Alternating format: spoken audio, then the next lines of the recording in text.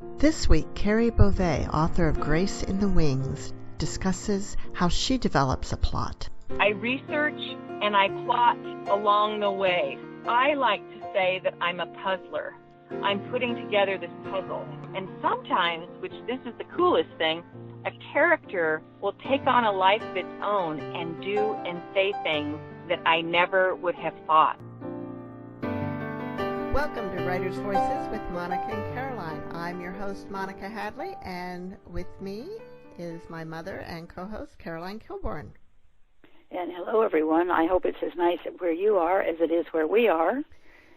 For August in Iowa, you can't do much better than this. You can't. This is definitely not the dog days of August. No. So, Mom, what have we got for our listeners today?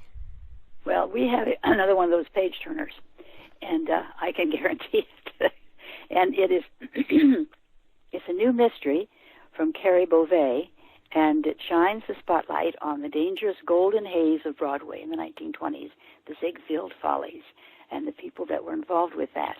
And this author is famous for historical fiction and empowered women in history, horses, unconventional characters, and real-life historical events. Fill the pages of Kari Bovee's articles and historical mystery musings and manuscripts. And she was honored as a finalist in the Next Generation of Indie Awards historical fiction category for her book Girl with a Gun, which preceded this. And I thought it was interesting, too. She worked as a writer for the Fortune 500 company, magazines and newsletters. And she has taught literature, reading, and drama. She and her husband, Kevin, split their time between New Mexico and Hawaii. Lovely places. Okay, so this book is something else. It really is. I mean, you're right there. You're right there all the time. You know. And what a great setting. New York, Broadway in the 1920s. Welcome to Writers' Voices, Kari. Hi. Well, thank you so much. I'm so glad to be here. So you have developed a reputation as a writer of great historical mysteries, and often based on, or at least in the past, they were based on real character, Annie Oakley, and now so they were Westerners. What made you decide to move from the Western setting into this Broadway in the 20s setting? Well, it's kind of interesting. I wrote Grace in the Wings, which is the Broadway setting, before I wrote Girl with a Gun, and which is the first book of the Annie Oakley series. And I've always been fascinated with show business. And when I was a little girl, I used to watch those black and white movies of, I think there was one even called the Ziegfeld Follies. And there was also one called The Great Ziegfeld, and I think actually they were in Technicolor. But I loved those, and I was so amazed by the extravagance and the sort of pomp and circumstance of the stage and the lighting and all of that. And so I had always been intrigued with that. And then I had a horse trainer who told me that her mother was a dancer and singer for the Ziegfeld Follies. And I was just amazed by this. So I started researching her, and I didn't find any information on her, but I did find a wealth of information on the Ziegfeld Follies and all of the actors and actresses that got their start with the Ziegfeld. It was just amazing to me. So that's what made me think, wow, this would really be fun to develop a murder mystery around the Ziegfeld Follies. So it is interesting. So is Grace Michelle based on an actual historical character? No, Grace Michelle is, she's a fictional character from my imagination, but the victim is inspired by the real-life actress Olive Thomas, who died under mysterious circumstances at the age of 25. And she was married to Jack Pickford, and there was all this, scandal associated around their relationship because they were like the quintessential wild children of Hollywood and Broadway. And she dies mysteriously in a hotel room, and I thought, wow, that is so cool that her death was mysterious. And I really was intrigued by Olive Thomas. And so I inspired Sophia. Sophia was inspired by Olive Thomas. And I had Sophia marry Jack Pickford. And, so it's really fun. I like taking real-life people and sort of, we know from history what they did, perhaps what they said, but what was really behind their motivations? What made them tick? What did they think about? What were they afraid of? So that's kind of how I get excited thinking about that kind of thing. So that's what I like to write about. Well, your other books that are based on Annie Oakley, you said you actually wrote Grace and the Wings before those. So what made you switch? I was sort of looking for something to write. I had started Grace and the Wings and was frustrated with it, so I put it aside. And my dad and I shared a love of history, and he's since passed away, but he watched the American Experience PBS show on Annie Oakley, and he called me up and he said, hey, I just watched this great show. You really should watch it. I think you'd find it interesting. And I was like, oh, Annie Oakley. I didn't want to write a biography. I didn't want to, do any of that. But because he said he enjoyed it, I watched it, and I was amazed by this woman. She was incredibly intelligent. She was monumentally talented, and she was a woman who was 5 feet tall, very petite, very feminine, and she made her living with a gun, and she could outshoot any man that came her way. So I thought, well, this is a empowered woman in a time when, the 1880s, women, first of all, they didn't work usually outside the home. And so her story was very intriguing to me. So I thought about it and was just like, well, why not make her an amateur sleuth? Because I wanted to write mystery. That's what I wanted to write. And so I just kind of made her story fit into a mystery. And it was also a great exercise to, again, try to figure out the motivations that these people had and put them into a situation they would have never encountered in real life. And I found that really challenging and really fun. And then figuring out, based on their actual words and what you knew about them historically, how they would have reacted? Is that kind of what you do? Wow. Yes, exactly. And then, build in conflict. If, for instance, Annie Oakley was Quaker. She was raised Quaker. So I had to do some research on Quakerism. And one of the tenets is that they believe everyone is equal. No one has status over anybody else. No one's more important than anybody else. And here she was, a world-renowned celebrity. How did she think about that? How did she navigate that? Wow. So, just things like that. I think I need to read that book. So how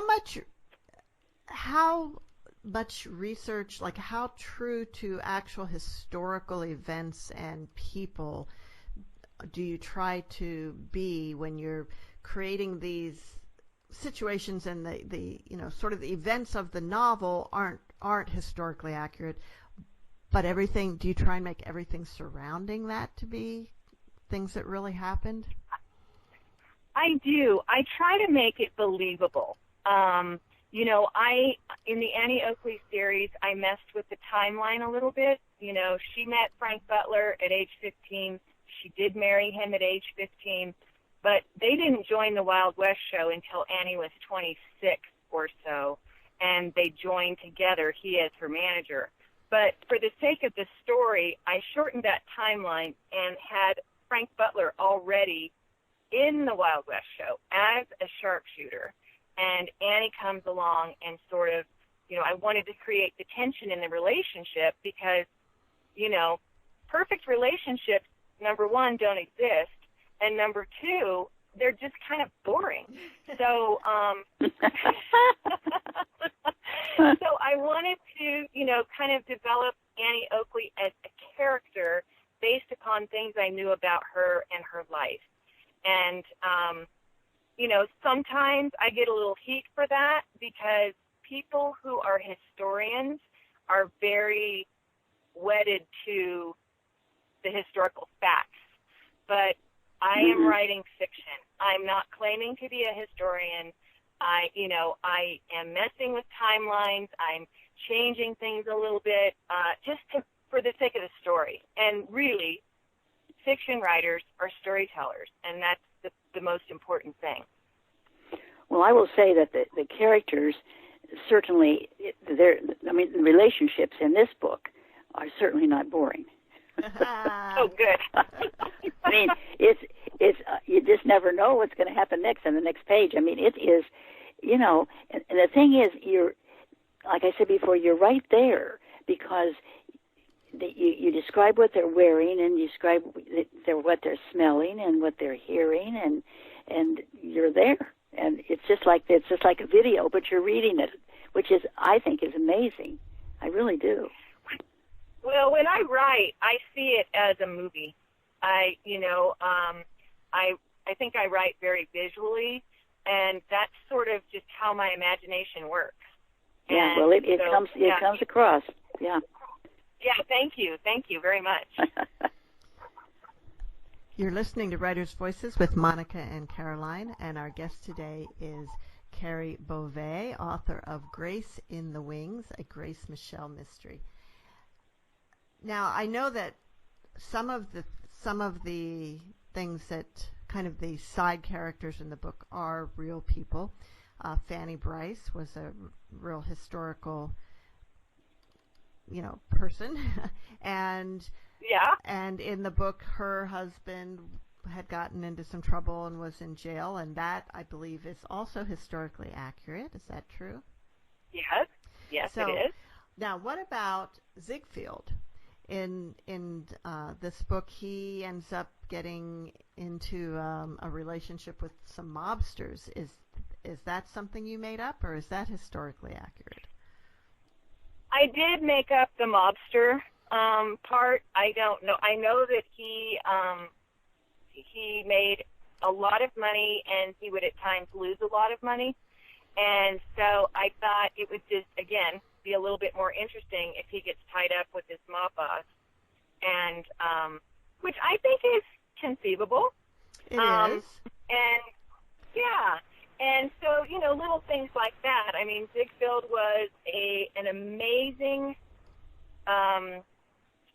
He was able to spot talent. He built an amazing show business empire. He did have some infidelities, which, was kind of well known, and he was a very colorful character. So it was great to work with him because there were so many different things I could sort of add to his personality. Now, this, former stepdaughter, was she a real person? Yes. He didn't marry Anna Held, but they did have a daughter named Leanne. And so I could not find a lot of research. I mean, I could not find a lot of information on her, which kind of excites me because then I can, be like, wow, I could really work with this, do some different things with this. So, and then, he did throw over her mother for someone else, and I thought, how would a child feel? How would a child feel that, and she was a stepdaughter. She wasn't his daughter, but, I just tried to insert sort of what I would imagine they would be feeling and going through. And would there be some anger? Probably. Yeah. Would there be hurt feelings? Of course. So. And what about the Ziegfeld's relationship with his wife? And it seemed like the wife was actually a very interesting character too. Billie Burke was a fascinating woman. She ended up playing Glinda the Good Witch on the movie The Wizard of Oz. Oh, for heaven's sake! And yes, she had an amazing career, and she was mostly in motion pictures. She loved being a stage actress because she loved the connection with the audience, and she was a real catch for Ziegfeld. And I think that even though he might not have been true to her, he knew that. And they had some kind of an understanding because they were married until he passed away. And I think it was hard on them financially sometimes. And but she was an amazing person. And I've done a couple of blog posts on her. I've been trying these video blog posts, and I recently did one on her, and so I got to research her really in depth, and it was fascinating. Well, speaking of research, where and how do you go to find these things about these people? I use the internet, but when you're researching on the internet, you have to be careful. So I try to find different sources on the internet, and if I find 2 or 3 sources that all say the same thing, then I feel like I'm on the right track. I also read books. I did a lot of extensive research on Ziegfeld books, both fiction and nonfiction. And so that's and then of course I researched the costumes and the what people wore, how they wore their hair, and I'm a big period piece junkie. I mean, I love to watch all those PBS specials, and so I kind of surround myself in that world. Well, it's evident in your writing that you did that because you describe what they're wearing, the costumes, and everything. Of course, in the Follies, in Grace's world, and Grace she's a person that creates the costumes. So she's an assistant costume designer, right? Yeah. So that, but that all adds to the. It adds to the. What I want to say. Anyway, it makes it more real. The authenticity, yeah. Yes, and it makes it more real. It really does. Now, what about the head costume designer? Was she a real person? Did you base her on a real person? Yeah, Lady Duff Gordon was a real designer. Kind of had her own empire, and she was very, very successful. She had a couple of stores. She had her, of course, her fashion lines in different stores, and she was also interesting, and she really was on the Titanic. So I thought that was fascinating, too. So, of course, if my character is going to be a costume designer, I wanted to have someone famous be a mentor to her. Wow, that was very cool. Yeah. And, of course, the costumes, if this were ever to be made into a movie, the costumes would just be incredible, wouldn't they? Oh, boy. Oh, my gosh. Wouldn't that be fun? Oh, yeah. Oh, yeah. Yes. There is something about that time, the close of that time period. I've been watching, Mom and I have been watching Miss Fisher's Murder Mysteries. Have you seen that? Oh, I love that. Yes. And honestly, her clothes are just to die for. They are. I know. I love that era. I mean, they really, fashion back then was just, and people dressed for things. They dressed for dinner, Yeah. Yeah. Some people.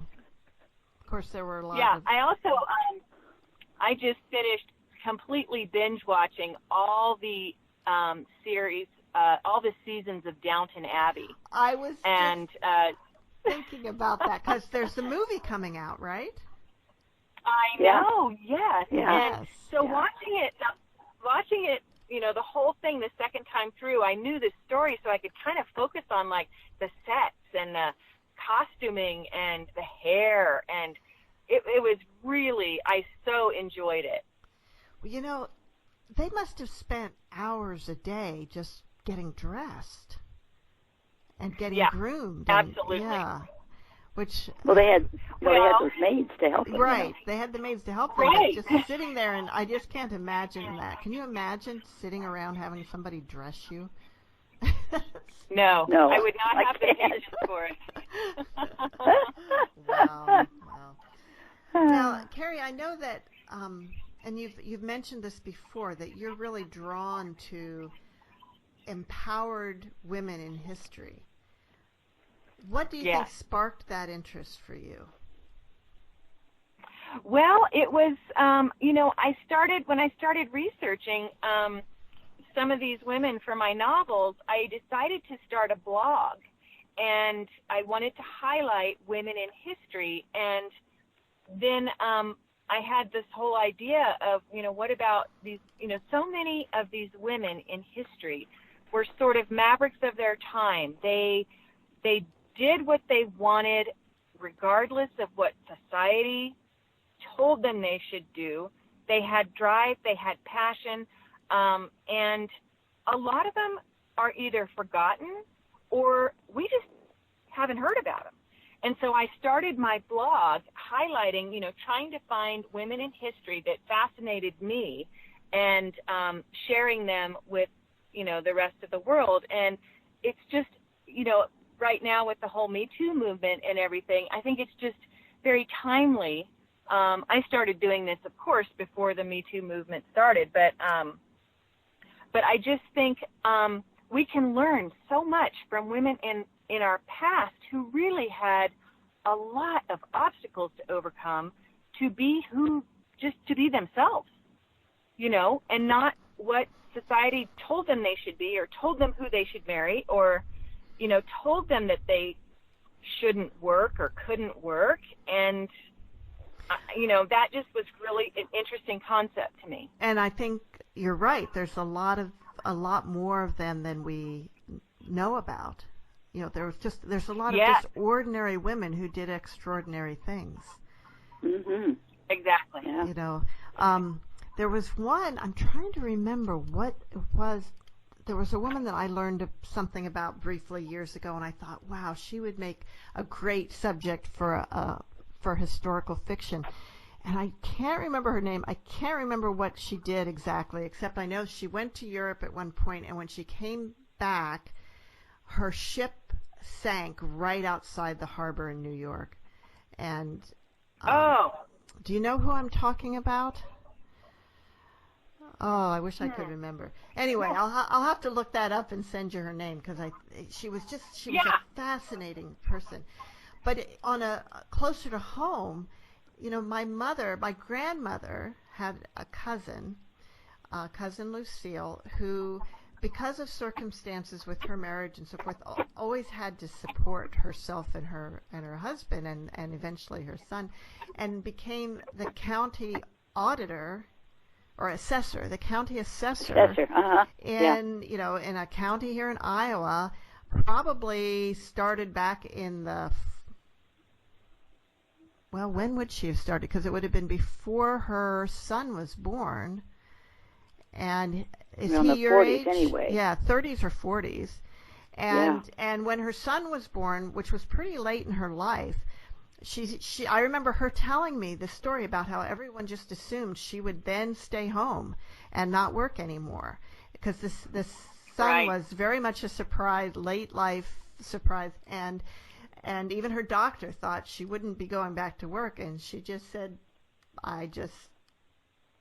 really she didn't have a choice. Her husband, whom she never spoke ill about, but it was known that he was an alcoholic and he wasn't capable of supporting the family, and she just went back to work and did her job and stood up to everything that everyone expected of her to do what needed to be done. Yeah, that's an amazing story. Yeah, and I imagine there's a lot more out there like that. Right, and now, when so many women are working, sometimes the stay-at-home moms are the ones that get the flack, Yeah. And it's kind of like the point is the point is we should be able to do what makes us happy, what we think is best for our family, what we think is best for our career. I mean, we should be able to make these decisions. And so many of the women before us did do that, whether it was, you know, staying home and, you know, running a little daycare or taking care laundry in or whatever. What people had to do, what they had to do. And sometimes gender got in the way, and the women that I like to write about didn't let that happen to them. Right. If you could meet any powerful woman from history, who would you meet, and what would you say to them? What would you ask them? I would love to meet Elizabeth I, and because she really paved her own way. She had, you know, her young life, she was living in constant fear that she was going to be executed because she was a threat to the throne, whoever was on it, because of her upbringing, and her mother was Anne Boleyn and all of that. And but she chose not to marry because she knew if she did marry, she would have to defer to her husband on all matters. And she was sort of a force to be reckoned with, and she got caught up in some of this, but she, in the end, rebelled against it, and she was going to do it her way. And I would probably ask her, like, you know, how did you find the courage to do that? Again, you know, what was your motivation for this? Did she want all the power, or did she just want to be left alone, or did she feel, you know, she felt, I think, based on the things that I've read, that this was bestowed upon her by God. Like they often felt that God was the person who, you know, the one who put them on the throne. And, you know, I just would have wanted to know how come you rebelled against so many of the, you know, the expectations on you. So I think she's a fascinating woman. She is. That's true.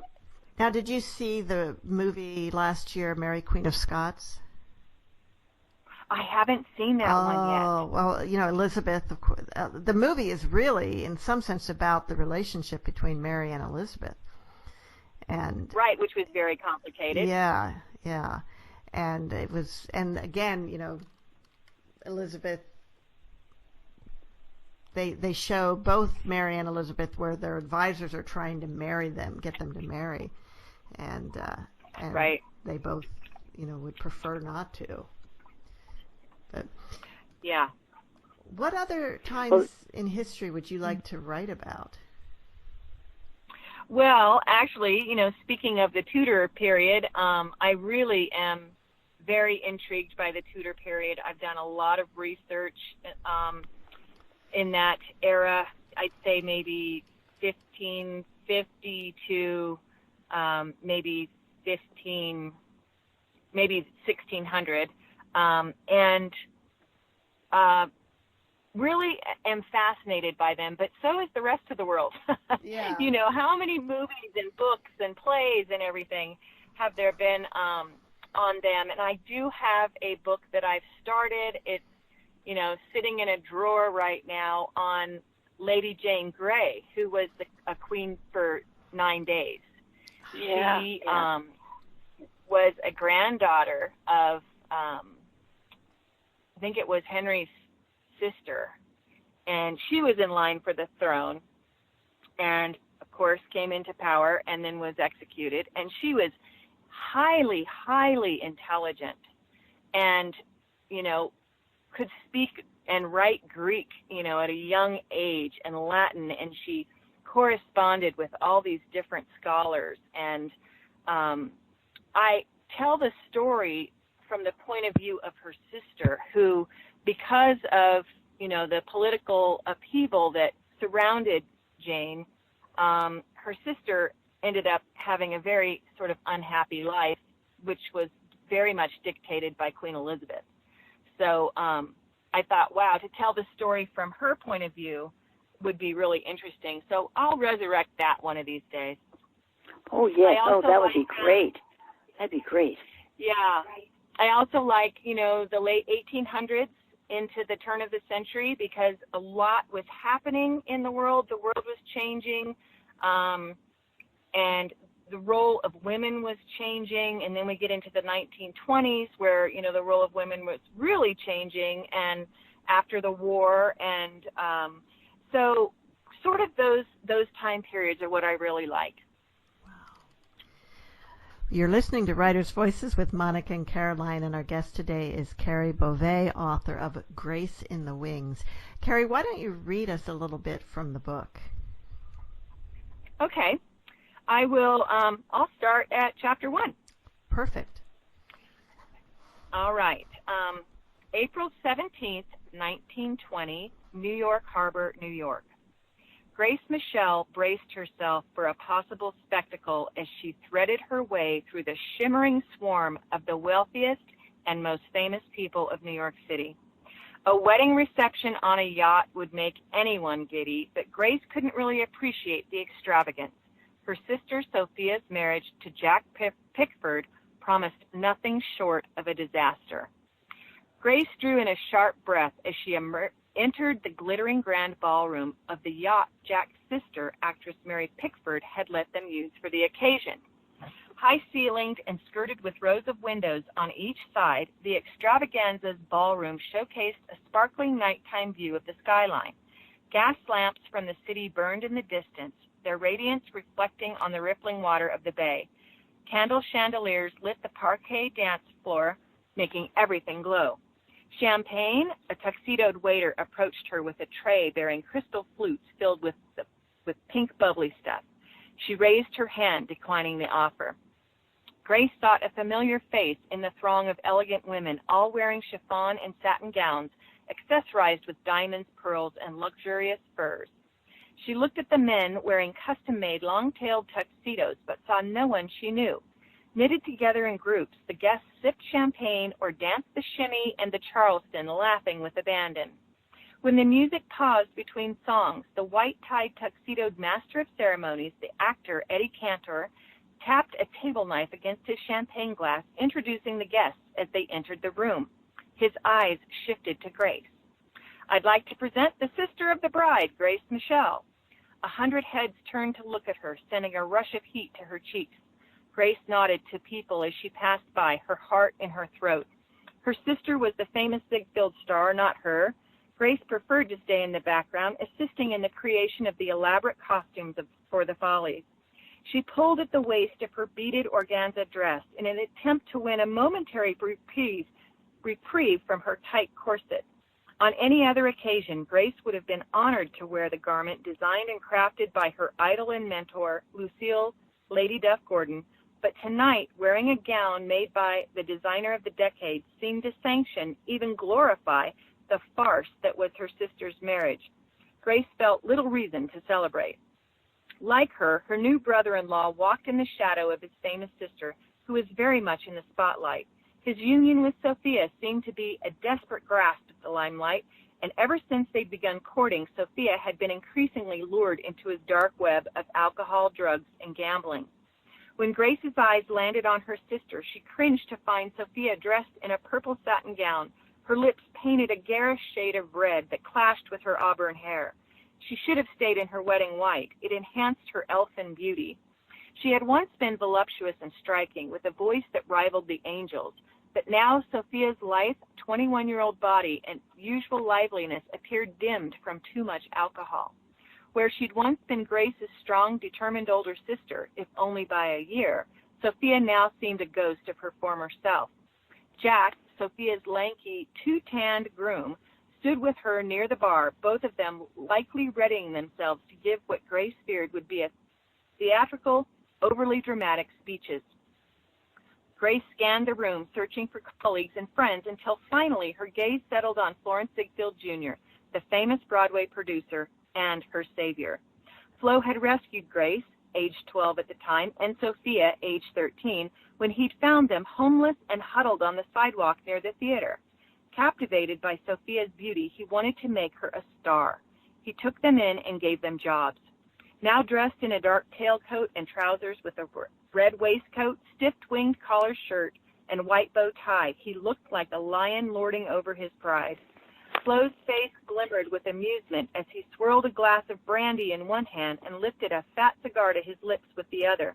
His expression seemed to convey that all was well and everything was going smoothly, but Grace recognized a slow burn rising to the surface.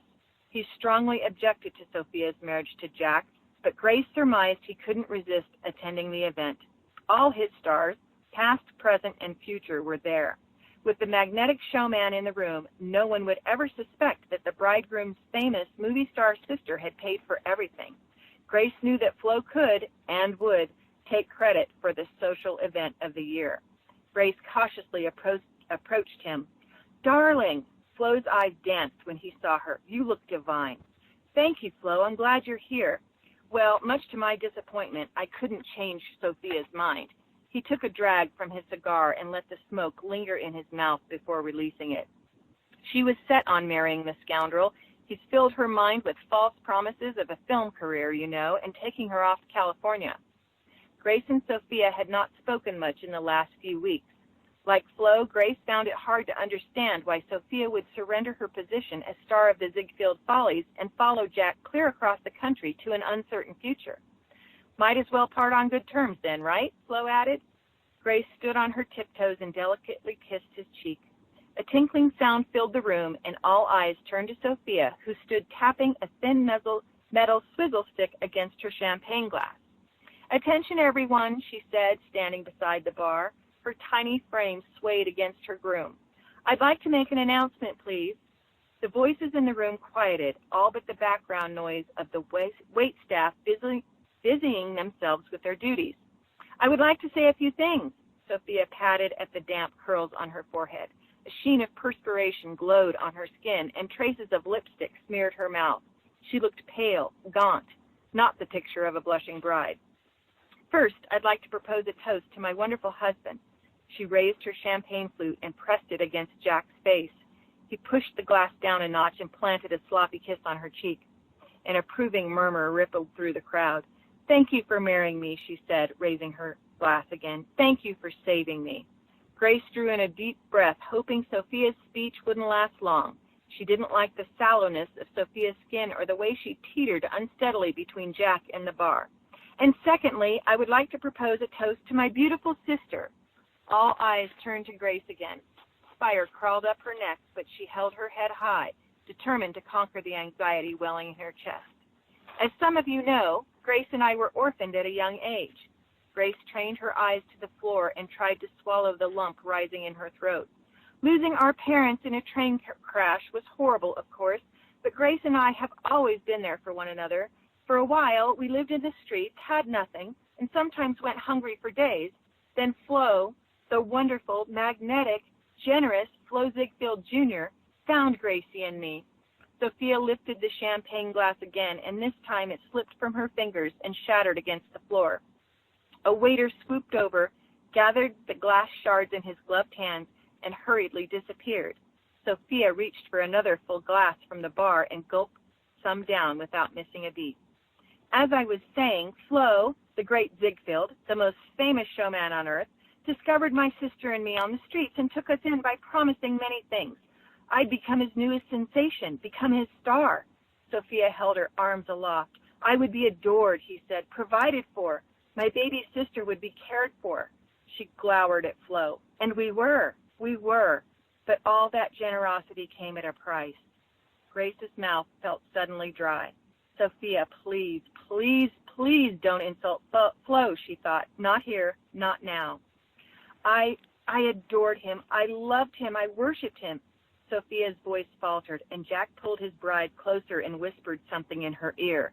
When he looked up at the crowd again, his smile twitched in an odd, disconnected way. "Flo said he would leave his wife for me," Sophia blurted. Grace sucked in a breath and gasped. Gasps echoed through the room. What had she just said? He'd been like a father to both of them, not a paramour. Grace looked over at Flo, who flinched, then composed himself in an instant. He raised his cigar to his lips, took a long drag, and then exhaled, expelling the smoke in a steady, linear stream. The guests' uncomfortable murmurs buzzed around them. Sophia was drunk. That's why she'd said it, Grace thought. She just wanted to get back at Flo, angry that he had refused to give his blessing for her marriage. It couldn't be true. When Sophia opened her mouth to say more, Jack removed the champagne glass from her hand. Now, darling, he slipped an arm around her waist, his voice rasping with exasperation. You've had a bit too much champagne. Sophia pressed her hands against his chest, pushed him away, and pointed a finger at Flo. He betrayed me, broke all his promises, ruined me, and now he's turned Gracie against me. Jack grabbed Sophia's hands and held them close to his torso, his jaw flexing. Sophia turned her tear-stained face to Grace. You'll see, Gracie, Sophia's voice dripped with sadness. You'll regret turning against me. He'll use you, too. Grace rushed to her sister, wrenched Sophia out of Jack's embrace, and shook her shoulders. Stop it, Sophia. Don't say such things. How could you? Stars burst bright in Grace's eyes, and her cheek was burning. Sophia had slapped her hard. A frantic tug on Grace's arm refocused her attention. Fanny Bryce, Flo's most famous comedian, slipped a firm arm around Grace's waist and urged her toward the door. Come on, sweetheart, let's get out of here. Sophia isn't herself. The only way to end this is to bring the curtain down. Grace felt glued to the floor and watched as Sophia sank into Jack's arms and burrowed her head into his chest, sobbing. Despite Sophia's unimaginable accusations, Grace wanted to hold her, to comfort her, but the tug on her arm persisted. Come along, honey, Fanny urged. Grace finally surrendered and left the room, guided by Fanny's common sense. See what I mean about being there? Yeah. And that is Kari Bovee reading from Grace in the Wings. So it was very interesting to me that you chose sort of a reluctant star as your heroine. Right. And you know, what was behind that? Well, I think, I know a lot of creatives and a lot of artists and writers, and really most of them are introverted, and they want to be immersed in the work, and they are, that's their safe place, that's their home, that's what they want. And I wanted Grace to have that sense of, truly being an artist and really just wanting to be backstage making things happen. And it stemmed a little bit from, I had a little bit of experience in theater when I was in college and after college, and I didn't want to be on stage. I wanted to be behind the scenes making it happen. And so maybe that's kind of where that came from. And I'm not terribly introverted. I think I'm more of an extrovert, but I certainly understand the introversion of creative people. Well, let's turn a little bit to how you maybe are helping other creative people. I understand that you have a lot of kind of resources to help other writers. I'm looking at your blog where you interview writers. Tell me how you got involved in this. Well, the writing community is very, we all have to help each other, and we all learn from each other. And I just think it's inspiring to me I've been mentored by some really good people, and I think it's important to give back, when you learn from people, and there's so much knowledge out there, and one of the things I love about writing is there's so much more to learn all the time. And I find too that a lot of people say to me, oh, I really want to write a book, but I don't know what to say, or who would want to hear what I have to say, or they're afraid of rejection, they're afraid of criticism, they're intimidated by the process. And if you have, something burning in you, I want to encourage people to get that out, because that's part of who you are. And yes, it's scary. It's really scary to be out there. When I published my first novel, I wanted to go to bed for the first 2 weeks, because, you're putting yourself out there for criticism and, sometimes even ridicule. And it's very scary, but, the passion is more important, and passion leads to purpose. And if you don't have purpose, then, you know, your life is kind of empty. And I just hate to see people who have a really interesting story to tell, whether it's fiction or nonfiction, not be able to do it because they're hampered by that. So on your blog, I see a number of interviews of other authors, as well as some of your own articles about writing and giving advice to writers. So do you have like a favorite interview that you would recommend people reading? I know that's like picking a favorite child, but I know. So many of them were so interesting. Gosh, you know, I really couldn't pick. I really couldn't, and a lot of the authors were my sister authors from Spark Press and She Writes Press, which is a hybrid publisher, and those were the first two books that I published. You know, the Annie Oakley books were published through them. I'm doing Grace on my own, but you know, I wanted to really highlight them. It's a great community. Everybody sort of promotes each other and supports each other, and so that's why I wanted to do that. And then I have 5 very close writer friends that I talk with on, you know, a weekly and monthly basis, and I interviewed some of them, and one of them doesn't have a book. 2 of them don't have books out yet, but they are going to very shortly. So, so that's kind of where that came from. And, you know, having the content on, you know, the blog is important too. Right. Tell us a little bit about She Writes Press and how you worked with them. You know, how does that process work? What you do is the work has to be vetted. So you submit your work, and then they have different levels of acceptance. I think they have 4 levels now. And, you know, the level 1 is, you know, you've got the green light, your book is ready to go.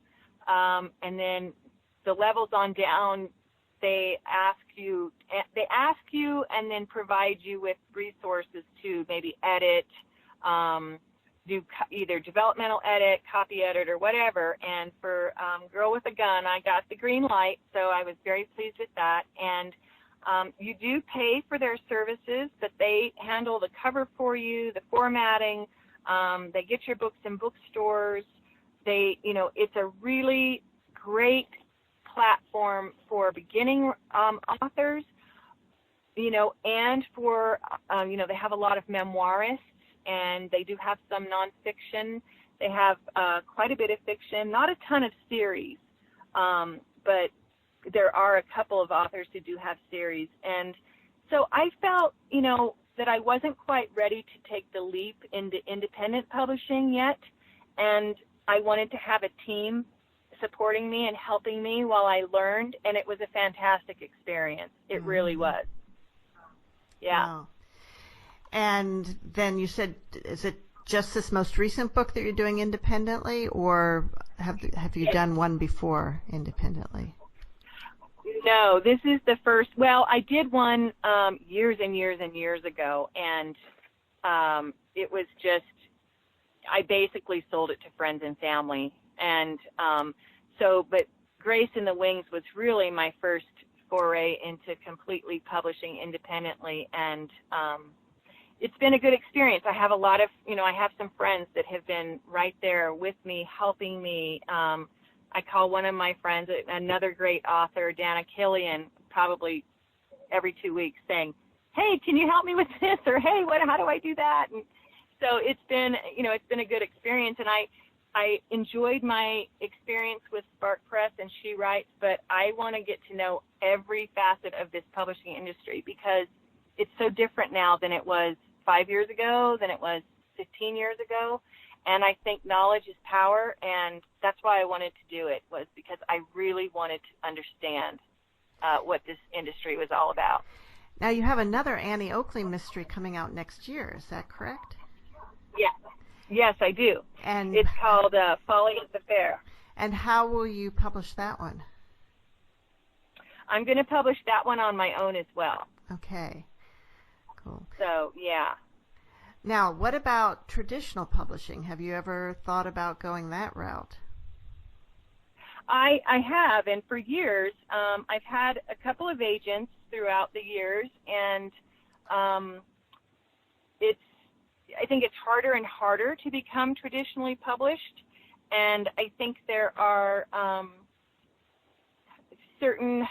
you don't have nearly the control with traditionally publishing as you do with self-publishing. Oftentimes, you can't pick your cover, they'll change your title, and they know what works. It's a tried and true, long-standing tradition, of traditional publishing. And I just decided that I had tried it that way for years and got a lot of very, very nice rejections. And I knew that from what those editors said, I knew that I had the chops to do this. It wasn't just like, your writing's terrible. It was just like, we can't fit you on our list, or, we're not taking this kind of book right now. And, when I have friends that are doing so incredibly well, with their own imprints, making their own imprints and publishing on their own, they're doing well financially, and it just really, I think the writer's world has really opened up, and we have so many choices now that it's really wonderful, and a lot of people want to go with the traditional route. And again, I think it was back to the idea of choices. We need to make choices for ourselves and do what's best for us, and I'm willing to try it. I'm willing to try different things. So well, also that's kind of where I'm coming have from. your website, you have a blog. It looks like you've been blogging pretty regularly for quite a while, and to go out and market your own books, you've got to do that. Now, even a mainstream publisher is looking for that today, is looking for an author with a platform. But if you're going to be independent, it's even more important. And yes, exactly. It's very important to have a platform. It's very important to have a brand. You need to brand yourself. And writers today, yes, they have to do that themselves, and they have to do a lot of marketing themselves too. So not only are we becoming writers and publishers, we're becoming marketers, which I never went to school for marketing. I never went to school for PR. So it's it's kind of a steep learning curve, and it's not the funnest part of the job, but the more I'm learning, the more I am enjoying it. It's just, and it's just baby steps. You just got to take these things in your own time. Mom, do you have some more questions? I don't think so. Well, I noticed, Kari, that you do a talk about building a fictional character using an historical figure, and you've also written about that, and you're on a panel coming up on that subject. Tell us a little. What do you tell writers about that? I just gave a talk on that last night, actually. Just sort of how I have in the past built my characters, my fictional characters from historical figures. And one of the techniques I use is, of course, I research the person. But then also there's this whole idea of archetypes in literature. And, Carl Jung, the psychologist, he developed these archetypal personality types, and then from that, Joseph Campbell brought the archetypes to literature, and then Vogler has done a book on that, and so there's all different kinds of archetypes that exist, and to use those as sort of a guide to help you with the, like I took Annie Oakley and I learned all these things about her, and then I looked at archetypes, and it was like, wow, she's like the Amazon archetype, the hero, the heroine, or whatever, and she sort of fit those personality traits. And so then that just sort of helped me develop her character more fully, because, again, I don't know what she thought about. I didn't see any, sort of recorded interviews with her. and what we know from Annie Oakley is what other people have written about her. So, and that's up for interpretation. So I kind of had to come up with my own way of developing this person. So as a fictional character. So that's kind of what that talk is about, is how we can use different sources. Some writers use like Enneagram. I don't know if you've heard of Enneagram. It's another personality trait type of tool that, you can use to help develop characters. The astrology, you can use the astrological signs to help develop characters and match them up with people. I mean, there's just all kinds of creative ways you can do that. So I never really thought about that. That's a great, the idea of taking a historical figure, determining what their type is on these archetypal systems, of which, as you mentioned, there are a number, and then kind of using that to guide how they behave in your story. Right. Okay. And of course, you can mix the archetypes too, Now, one question which I see on your blog that you tend to ask other people, so I'm going to ask you, are you a pantser or a plotter? In other words, do you write by the seat of your pants, or do you plot it all out in advance? Well, I need to know where I'm going. And so I do, when I sit down, after I've done quite a bit of research on the person or the event I want to write about, I sit down and plot out like the major plot points, like the inciting incident, the first plot point, the midpoint, all of that, the climax. And then I usually have to write about 50 to 75 pages to really know what the story's about. And then I research and I plot along the way. So I like to say that I'm a puzzler. I'm putting together this puzzle. And, sometimes I'll get, 150 pages in and realize, oh man, that's not going to work. I got to change the beginning. So I got to go back, do more research. And sometimes, which this is the coolest thing, a character will take on a life of its own and do and say things that I never would have thought. And if I like it, that's just totally coming out of the subconscious when you're in the flow. If I like it, I may have to adjust the plot to maintain that. So. Great. Yeah, so that's kind of how I go about it. All right.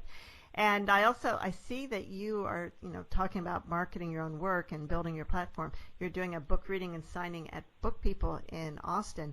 I spend a lot of time in Austin. In fact, my condo is about half a mile from the Book People store. And it's one of the greatest independent bookstores in the country. So congratulations on getting a gig there. That's pretty impressive. Thank you. I am thrilled. I can't wait. That's wonderful. Well, we're about out of time, and Mom, do you have some closing quotes for us today? Yeah, I do. These characters, some of them needed a lot of help, and Grace was one of them, and trying to maneuver this new thing that they threw her into of being a star of the Ziegfeld follies, and so I think this one is good. Never underestimate the power of a kind word or deed, because that's what got her through it. Yeah. Well, Kari, thank you so much for being with us today. And oh my gosh, thank you. This was really fun. And good luck with all your future writing endeavors, which I have a feeling we'll be seeing books for years to come. I hope so. That's the intention. All right. And see you all next week on Writers' Voices. Bye, everyone.